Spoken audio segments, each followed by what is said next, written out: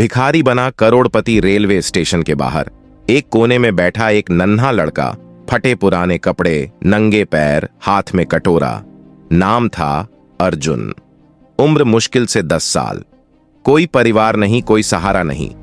पेट भरने के लिए लोगों के सामने हाथ फैलाना उसकी आदत नहीं, मजबूरी थी। लेकिन उसकी आंखों में कुछ अलग था, चमक, जिद और एक सपना।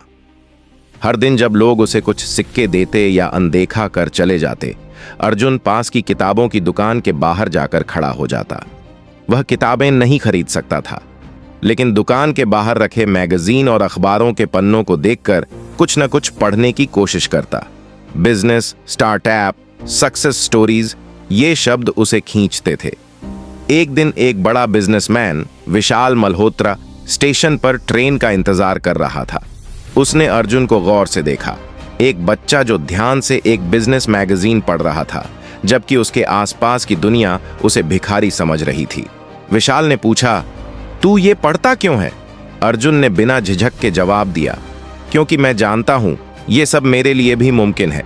एक दिन मैं भी बड़ा आदमी बनूंगा। लोग मुझे भिखारी नहीं, एक लीडर कहेंगे। विशाल उस जवाब से चौंक गया। इतनी गहराई, इतनी सोच एक भूखे बच्चे के भीतर। उसने अर्जुन से और बातें की और महसूस किया कि यह बच्चा खास है।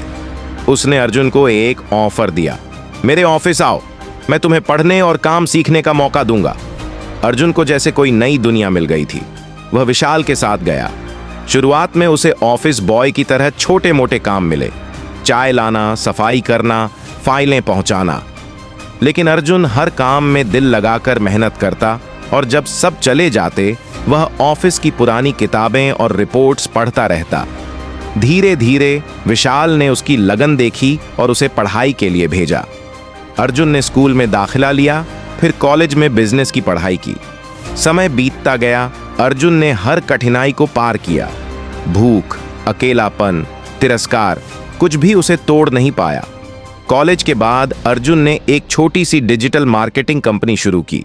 पहले कुछ महीनों में बहुत नुकसान हुआ। दोस्त नहीं थे, पैसा नहीं था, लेकिन सपना था।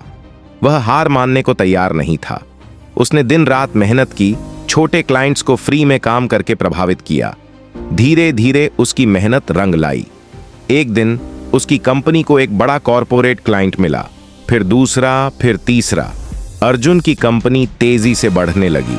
कुछ ही सालों में वह एक सफल युवा उद्यमी बन गया। उसे राष्ट्रीय स्तर के पुरस्कार मिलने लगे, टीवी इंटरव्यू होने लगे। लेकिन उसने अपने अतीत को नहीं भुलाया। उसने एक एनजीओ खोली जो रेलवे स्टेशनों और फुटपाथों पर रहने वाले बच्चों को पढ़ाई, खाना और आत्मसम्मान देती थी। अर्जुन हर हफ्ते एक दिन अपने पुराने स्टेशन जाता, वहीं कोने में बैठकर उन बच्चों को पढ़ाता जिन्हें समाज भिखारी समझता था। जब एक पत्रकार ने उससे पूछा, आपका सबसे बड़ा सपना क्या था? अर्जुन मुस्कुराया और बोला, भिखारी पैदा होना मेरी मजबूरी थी, लेकिन हार मानना मेरा चुनाव नहीं। मैं सिर्फ खुद के लिए नहीं, उन सब के लिए जीता हूं जिन्हें कोई मौका नहीं देता। सीख, कभी हालात को खुद पर हावी मत होने दो। सपनों का पीछा करो, मेहनत करो और सबसे जरूरी, कभी हार मत मानो।